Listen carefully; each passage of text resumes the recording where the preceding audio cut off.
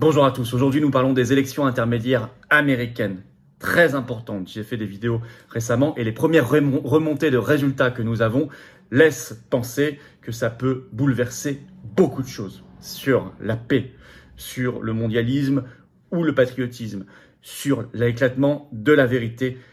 Bref, nous allons voir que cela a un impact pour le monde, mais aussi pour la France, une France libre et souveraine, indépendante, y compris largement des États-Unis, est bien plus atteignable, crédible, possible, si le mondialisme est affaibli, évidemment, aux États-Unis.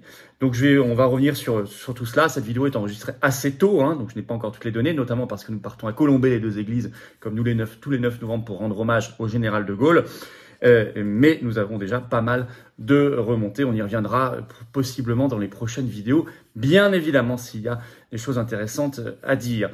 Voilà, n'oubliez pas le grand rendez-vous de la résistance, ce cortège pour la paix et la liberté, qui est cortège national samedi 19 novembre, pas samedi, samedi 19 novembre, rendez-vous 14h, Paris, place du Palais Royal. On y reviendra largement. Continuez de vous abonner à cette chaîne, le petit bouton s'abonner en dessous, là, cliquez dessus, c'est gratuit, c'est instantané. Plus vous êtes nombreux, plus vous êtes abonnés, plus ces vidéos deviennent visibles pour des gens qui ne nous connaissent pas encore. Elles sont recommandées à des gens qui ne nous connaissent pas encore. C'est comme ça que fonctionnent les algorithmes de YouTube.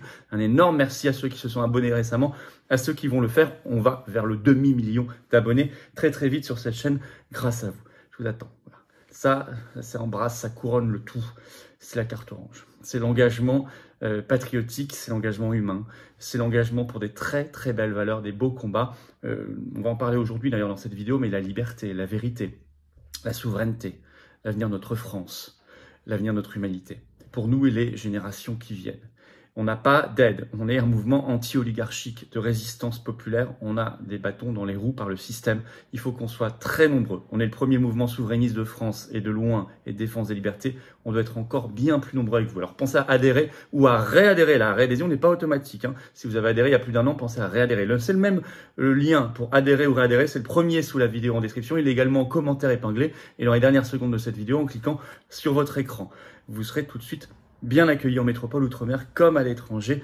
Et vraiment, ce sera formidable pour qu'on se batte ensemble. Sous la vidéo en description, il y a un deuxième lien, c'est pour faire un don de soutien aux patriotes, vital pour tout ce qu'on fait, tout ce qu'on va faire, puisqu'on n'a pas un euro de financement public cette année, rien du tout. Or, on fait, ça coûte cher. D'ailleurs, les dons supérieurs à 500 €, nouveaux avantages, c'est expliqué sur le site des patriotes. Mais quel que soit le montant, c'est utile, c'est vital, et c'est défiscalisé aux 2/3 pour vous, comme l'adhésion et la réadhésion. Un immense, vraiment et sincère bravo aux donateurs et aux réadhérents, et bienvenue aux nouveaux adhérents patriotes. Alors, élection fondamentale, je le disais, pour le monde, pour la paix, mais aussi par bien des aspects pour notre avenir à nous, et notamment notre capacité à nous reprendre en main notre destin de nation libre. Alors, qu'est-ce que c'est que ces élections intermédiaires américaines de ce 8 novembre ? Les Américains votent pour beaucoup de choses en même temps. D'abord, des référendums locaux, et oui, il y en a beaucoup aux États-Unis, contrairement à la France. 129 au total, ça a été dénombré, là, pour ces élections du 8 novembre. Plus 36 États sur 50 aux États-Unis élisent leurs gouverneurs. Par ailleurs, ils renouvellent 100% de la Chambre des représentants et un tiers des sénateurs. Donc, Chambre des représentants plus Sénat, vous savez, ça forme le Congrès américain. Aujourd'hui, les démocrates, par rapport aux républicains, ont une avance de 9 sièges à la Chambre des représentants et c'est 50-50 au Sénat. Mais comme à ce moment-là, le vice-président ou la vice-présidente, en l'occurrence démocrate Kamala Harris, a une voix prépondérante dans ce cas, eh bien, la majorité au Sénat, pour l'instant, est aux démocrates. Donc, on va voir ce que ça donnera. Je reviendrai sur les premiers résultats dans quelques instants. Mais ce qui est certain, c'est que ça va déterminer beaucoup 2024. L'issue pour 2024, c'est-à-dire la prochaine élection présidentielle américaine, après ce qui s'est passé en 2020, vous êtes au courant, on n'a pas besoin d'y revenir. Lors d'un meeting dans l'Ohio ce 7 novembre, Donald Trump a déclaré ceci, je cite, « Je vais faire une très grande annonce mardi 15 novembre à Mar-a-Lago, c'est-à-dire sa demeure en Floride. » Et selon un article, une analyse de France Info du 8 novembre, pour Joe Biden, c'est très important parce que, et tous les gens autour de lui qui gouvernent vraiment, France Info écrit ceci, l'issue des midterms, des élections intermédiaires américaines, déterminera la capacité de Joe Biden à mettre en œuvre la suite de son agenda politique. Ou pas. Alors les enjeux concrètement, c'est quoi ? 1, la paix. Vu ce que nous vivons en ce moment, premier enjeu, c'est la paix. Allez voir mes vidéos récentes. Les républicains américains, les Trumpistes notamment, sous l'influence de leurs électeurs, sont beaucoup plus opposés à poursuivre le soutien militaire et surtout financier à Zelensky. Et donc, ça pourrait être la désescalade. Beaucoup moins enclin aussi à appliquer l'agenda 2030 de l'OTAN, contrairement à Biden et son clan qui veulent l'appliquer, qui est très guerrier. Ça, c'est très important pour la paix. De le mondialisme, je rappellerai toujours cette phrase très importante de Trump prononcée quand il était président à l'Assemblée générale de l'ONU le 24 septembre 2019. D'ailleurs, on l'a ici, mais ça c'est la nôtre. L'avenir n'appartient pas aux mondialistes, l'avenir appartient aux patriotes. Ça résume tout. C'est un clivage fondamental. 3. La vérité.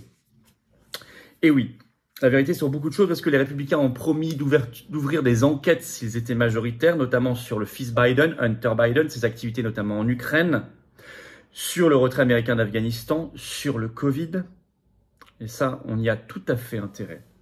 Et puis, selon le site 538, environ 60% des Américains avaient, ça c'est France Info qui le rapporte, avaient au moins un candidat contestant l'élection de Joe Biden sur leur bulletin de vote dans ces élections. Ils ont dénombré en ce sens 552 candidats républicains.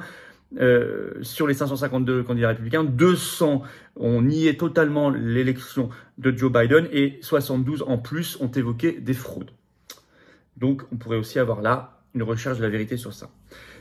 4. Le quatrième enjeu, les libertés.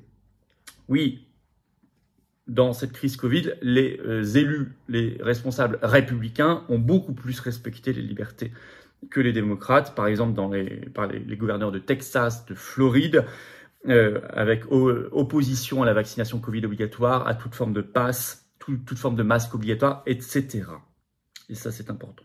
Et puis, cinquième enjeu, peut-être la destitution même de Joe Biden, puisqu'une partie des républicains souhaite lancer, dès qu'il serait majoritaire, la procédure de destitution de Joe Biden.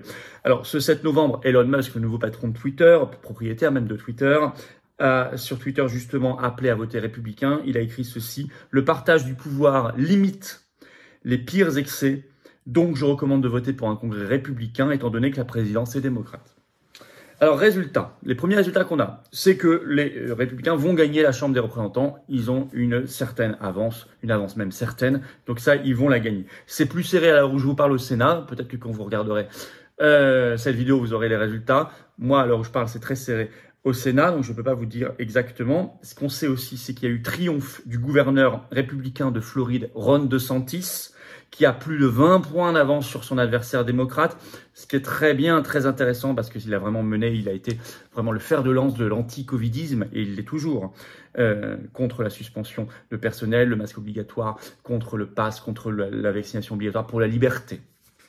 Et il a dit des choses très, très, très importantes. Y a-t-il des risques de fraude? Alors écoutez, en tout cas, il y a une polémique qui est née aux États-Unis suite à une déclaration de l'attaché de presse de la Maison-Blanche. Je vais y revenir, mais en tout cas, sur son réseau social Truth Social, Donald Trump, ce 8 novembre, a dénoncé, je cite, un mauvais fonctionnement des machines à voter en Arizona dans les zones républicaines, dit-il. Et il a écrit ceci, je cite: « Ça recommence, les gens ne se laisseront pas faire. » Par ailleurs, en Pennsylvanie, il a jugé scandaleux qu'il faille plusieurs jours pour y déterminer le vainqueur. Donc ça, c'est à suivre de près. Et je vous parlais de cette polémique. Bah oui, le 7 novembre, l'attaché de presse de la Maison-Blanche, Karine Jean-Pierre, a déclaré qu'il faudrait attendre quelques jours pour obtenir les résultats. Je cite, « C'est la façon dont les élections sont supposées fonctionner », a-t-elle ajouté. Elle est très critiquée pour avoir dit cela.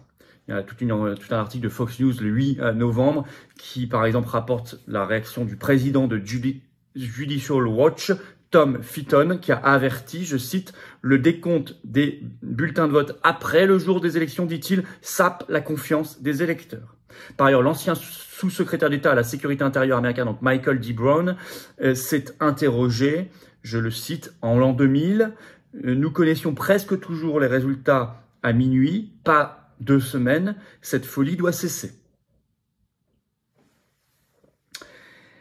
Résultat, eh bien, des Américains surveillent étroitement cette fois-ci, ayant le souvenir de 2020, des bureaux de vote. Ça a été rapporté par exemple, BFM TV ce 8 novembre. Je cite l'article. « En Arizona, de nombreux partisans de Donald Trump ont commencé à se relayer, parfois armés autour des bureaux de vote, affirmant vouloir éviter une nouvelle élection volée. Fin de citation de BFM TV. Alors en conclusion, on va suivre ça de près, on va attendre tous les résultats. En tout cas, les enjeux, vous l'avez compris, sont extrêmement importants pour les États-Unis, bien sûr. Et puis il y a d'autres enjeux intérieurs, je n'y suis pas revenu. Enfin, ils ont un programme électoral sur toute la politique américaine, mais ça, c'est pas notre affaire, c'est leur sujet. Mais pour le monde et pour la France et pour la paix, bien sûr, il est plus aisé d'avoir une France libre, souveraine, indépendante, qui porte une voix de raison, d'équilibre et de paix, et qui défende son intérêt national, quand le mondialisme est affaibli en son centre. Deuxième enjeu, nous avons une nouvelle raison de rejeter tout ce qui est vote par correspondance, machine à voter, vote électronique, etc. Pour ceux, et attention, la Macronie a toujours essayé de le faire, en tout cas avant 2022, a essayé plusieurs fois de le faire. Nous, la résistance sera toujours là pour empêcher cela. 3, la majorité républicaine serait excellente pour faire éclater la vérité. Et nous en avons besoin. Continuer à ce qu'elle éclate, puisqu'elle a beaucoup éclaté, et que il y a eu beaucoup de révélations et beaucoup de choses ces dernières semaines, mais il faut que ça continue. À suivre de très près, nous allons le faire sur cette chaîne. Je vous donnerai rendez-vous, bien évidemment. Continuez de relayer les vidéos, de vous abonner si vous voulez bien pour le faire. Le meilleur moyen de relayer, de nous faire connaître à des gens qui ne nous connaissent pas encore, c'est de s'abonner. Le petit bouton en dessous, vous cliquez dessus, c'est gratuit. Profitez-en pour appuyer sur la petite cloche à côté. Vous recevrez les notifications automatiques des futures vidéos et des futurs directs sur cette chaîne. C'est plus simple pour vous. Là aussi, c'est instantané et c'est gratuit. Grand merci à ceux qui se sont abonnés à cette chaîne et à ceux qui vont le faire maintenant, bien évidemment. Je vous attends, patriotes. Voilà, grand bravo, grand bienvenue à ceux qui vont nous rejoindre. Adhérer ou réadhérer si vous avez adhéré il y a plus d'1 an. Ça n'est pas automatique, la réadhésion, pensez à le faire. Dans tous les cas, je vous attends et vous serez bien accueillis. On se bat pour nous, notre pays, notre humanité, pour les enfants, les petits-enfants, les générations qui viennent. Et c'est important. C'est très important. Pour des superbes valeurs qui sont l'inverse de l'oligarchie.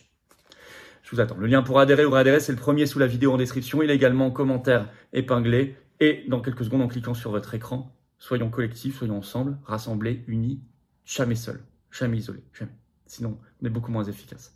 Sous la vidéo en description, deuxième lien, c'est pour faire un don de soutien aux patriotes vital pour tout ce qu'on fait, tout ce qu'on va faire, qui coûte très très cher. On n'a pas de moyens publics, on n'a pas un centime public cette année, mais on fait, et ça coûte cher. Donc ceux qui peuvent soutenir par un don, c'est formidable, c'est défiscalisé aux 2 tiers pour vous, comme les réadhésions, comme les adhésions bien sûr, évidemment. Bravo donc aux réadhérents et aux donateurs, bienvenue aux nouveaux adhérents patriotes résistants. Vive la France!